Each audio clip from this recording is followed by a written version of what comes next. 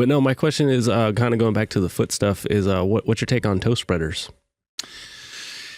I think toe spreaders in the evening can be a really useful tool to restore what your feet should be doing, especially if you've been cramming your feet into shoes. When I was 20, I went to Nepal and did this big trek up to Everest Base Camp. We did like 26 days in the mountains, and there were these porters who were carrying 80 kilos on their back, and they were barefoot. And their feet looked like triangles. So the heel was back, but their feet were so wide and none of their toes touched. And every time they took a step, the toes touched the ground. So they were carrying these huge loads barefoot in the mountains, and they had these feet. And I remember being like, whoa, that's weird. So toe spreader is a great way to recover your feet, especially if you're having to use a shoe that does what? That compromises your foot function. So again, all tools are valuable. When am I going to do it? How useful? If I have to wear a cute shoe and then, I'm a climber or I wear a soccer shoe, great recovery. Even Olympic lifting shoes aren't necessarily designed for your foot function. Yeah. I mean, seriously, you guys, I don't think like Kelly may have broken the internet a few times, but he broke the internet the most when he was like, sorry, people, you can't wear flip-flops. I mean, whatever on all the other ways that, he's like made people mad. Brian McKenzie from a million years ago. Yeah, like if that's the number one, like people freaked out. They were like, it was as though, I don't know. It was hard. It wasn't hard because I was right. Can you reiterate the flip-flop thing, though? Because I don't think people got mad. Have seen that. They got actually mad. All right, everyone. Look, here's the deal. If you're going to the bathroom on a gas station in the middle of a long drive, definitely feel free to wear flip-flops. And what we see here with these flip-flops is, and I got married in flip-flops before I knew. I just want you to know. Yeah, people are going to pull up old pictures. Be like, look at this guy. Liar. Yeah. If there's any of those photos on the internet, someone's going to find them. So remember what we said is, I'm trying to not change my function at all. I'm trying to have shoes and clothes that just allow me to my body to do what it should do. So in order to keep the flip-flop on, you have to just clench your big toe.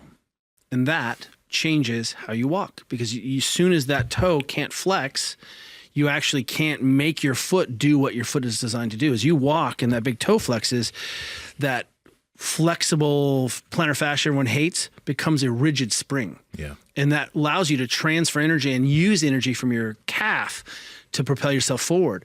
So if you clench that big toe, you've created an artificially rigid foot, super rigid foot. Talk to anyone who has turf toe and they can't walk through their big toe. And that they end up walking around. So now if your toe is super stiff, you end up solving that problem by walking through your foot, not around your foot, rather than sort of using your ankle and using your toes the way they should be. And what you start to see is that arch and foot starts to lose some of its integrity. It loses its spring. It starts to kind of collapse a little bit. And if you see in cultures where people are barefoot, their feet look rad. And in cultures where they were flip-flops, they don't look as good. In fact, in Hawaii, they call it island feet. There's actually a phenomenon for people who wear slippers all the time. Their feet tend to be just look like they've been created this rigid thing. Go ahead and sprint in the flip-flop and let me know how that goes for you. So again, I say to you, if we add speed to this, how does that work? There is that one video that's been going around about that really good runner who runs in like every kind of shoe, including a flip-flop. Have you seen that thing? Have you seen that video? Yeah. He does he's really good, technically good runner, and he runs in like every kind of shoe, including like some weird boots and weird trippy stuff. Anyway, it's a good video. Are you guys ready to secondhand experience the hatred that is don't wear flip-flops? How about this? It's not the limiting factor. Maybe it shouldn't be your primary shoe. Again, if it... Look how reasonable you've become. Wear some sandals. Yeah. If it has a back, you're good to go. So any shoe that has a back, any slipper or anything that has a back, you're good to go. Yeah, he used to be a lot more blunt. Yeah. He'd be like, take those off. Real athletes don't wear those. Yeah, exactly. Drink water. Real I mean, look what's Real happened to athletes us. drink water. What are you doing? Yeah. What is that? What are you drinking? Yeah, I tell you what, my skin is just scarred. I can't take the hate anymore. Sorry, everybody. I was wrong. I was so mean.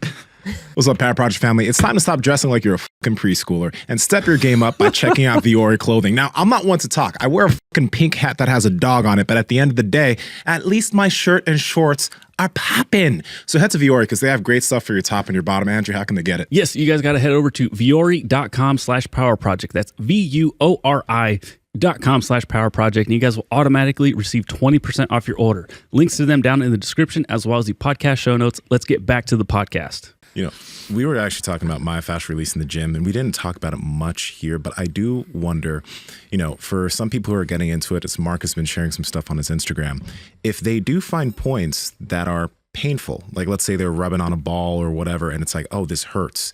Should they avoid it? What should they pay more definitely. attention to Put it it? in the closet, never touch it again.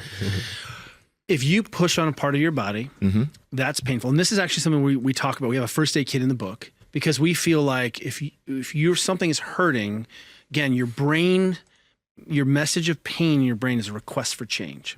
That's the way to think about it. It doesn't mean tissue trauma. I mean, if there's a bone sticking out of your leg, that's the problem, right? But oftentimes, if you discover a painful area, you don't realize that you can make that area feel better by dropping into isometrics, by relaxing, teaching yourself to be, active in that position, by incorporating some breathing strategies.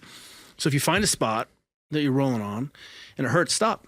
You found the spot. You don't need to go anywhere. This is what we're looking for.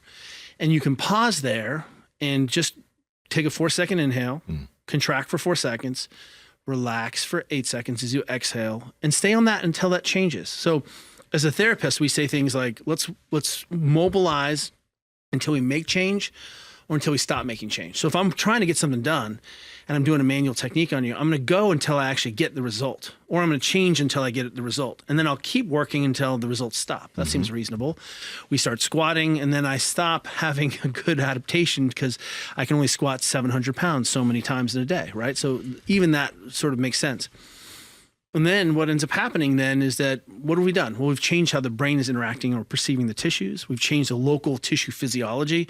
We've hydrated it. We've changed how the muscle functions. We've got blood flow in there. The bottom line, though, is, did it change your range of motion? Did it allow you to generate more force? Those are the magic. If it has less pain, that's a benefit. Power Project family, we appreciate you checking out this clip. Check out another one. Just go check out another one. Or comment down below and let us know what you liked about this one. But we love you guys, and we're going to keep bringing you the heat. So comment, subscribe, and all that good stuff, okay? Peace.